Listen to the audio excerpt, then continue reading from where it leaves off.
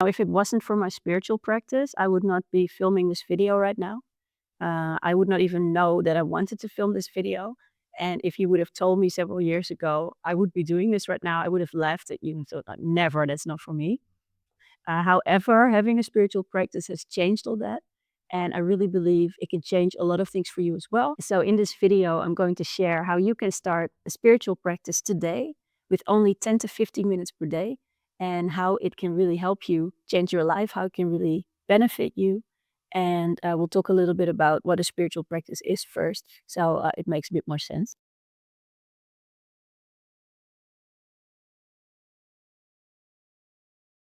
It can help you find that sense of peace that you might be looking for but haven't been able to find so far. It can really help you feel more free within yourself, within life, because it can help you trust in life more. It can help you feel more confident and more secure within yourself and within your nervous system, which will help you do the things that you really want to do in your life. And it can also really help you to gain more consciousness about where you're at, what your limiting beliefs are, what your conditioning is, what your situation is in life. And we sometimes forget that it's really important to take the time to figure that out before we can move forward. And that's why a really simple practice is going to help you do that.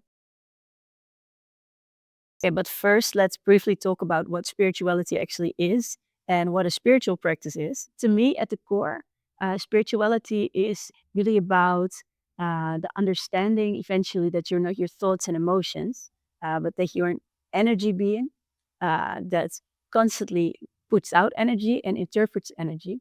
And that understanding changes everything, but it's not something you can really understand through the mind. It's something you really have to feel and to embody and to practice. So when I talk about a spiritual practice, that's at the core of it all. And yes, spirituality to me is also the process of freeing yourself from your limiting beliefs, from your conditioning, from your unhelpful thoughts. And it's really about freeing yourself from all the things that the ego and the mind are making you believe to be true, through connecting to that other part of truth or essence that you are. So that to me is extremely freeing. Spirituality also means the unseen, right? The unseen world. So to me, it's also all about the world of energy that's around us that we cannot see, but we can connect with. Because after all, we're all connected with each other through our energy.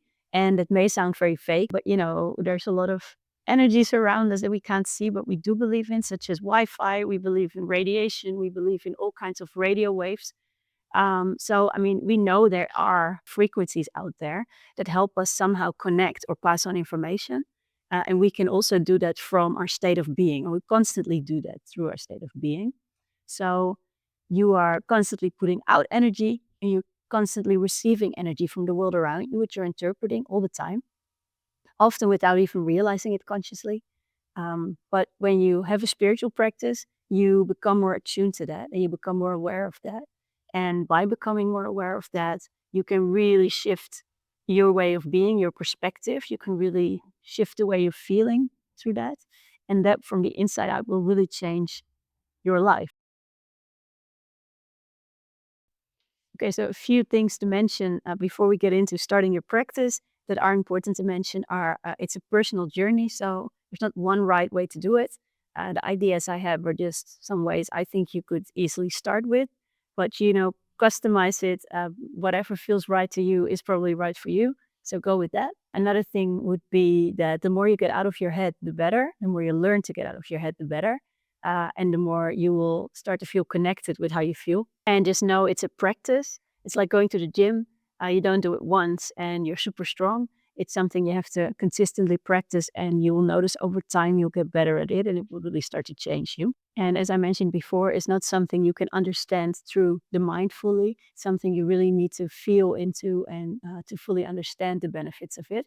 So it's kind of like the chicken and the egg. You first need to experience the benefits to keep going, but you also first need the motivation to actually start practicing so you can experience the benefits. So just know that you have to maybe trust that it's right to just do it and to stick with it, but you will not be disappointed. So, how do you start your spiritual practice? All you need is 10 to 15 minutes a day. If you find that too much or difficult, start with 5 minutes per day. Anything is better than nothing. And what is most important to do during those, let's say, 10 to 15 minutes is to just really take a moment for yourself where you're not distracted by others, where you're not distracted by your phone, where you're not distracted by devices. So really go somewhere, sit in silence alone, and just check in with yourself. That's basically the objective of the whole practice. So, what are a few things you can do during a time? The first one is do meditation. You can find guided meditation online. Just go on YouTube, find guided meditation, and just go with the first one that appeals to you. If it feels good, just try it out. If it's not working for you, try another one. It's all good. If you think 10 to 15 minutes is very long, and if you start meditating, that can feel like an eternity. So then also just start with 5 minutes, give it your best, and just the fact that you're showing up, that you're trying it, is a success. So be a bit kind to yourself and just go with it. One thing that I think is important to mention when you start with meditation and you need to try it out for the first time, try it on a moment or a day that you feel kind of okay. When you're very high in your emotions or you feel very sad, angry, upset, it's harder. So I think, especially in the beginning, when you get more practice, more advanced with it, it can really help you to calm down. But I think in the beginning, just when you feel sort of neutral or happy, maybe, it's a good moment to start trying. Another thing you can do is a breathing and gratitude exercise. So, what you do is you think of three things you're grateful for. If you think, I cannot think of anything right now, be grateful for your breath, be grateful for the sky, be grateful for the sun.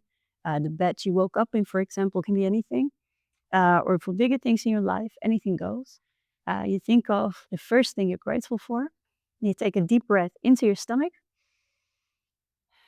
breathe out, close your eyes, think of that first thing you're grateful for and really feel it. Visualize it, feel it, and just really be in that moment, in that feeling.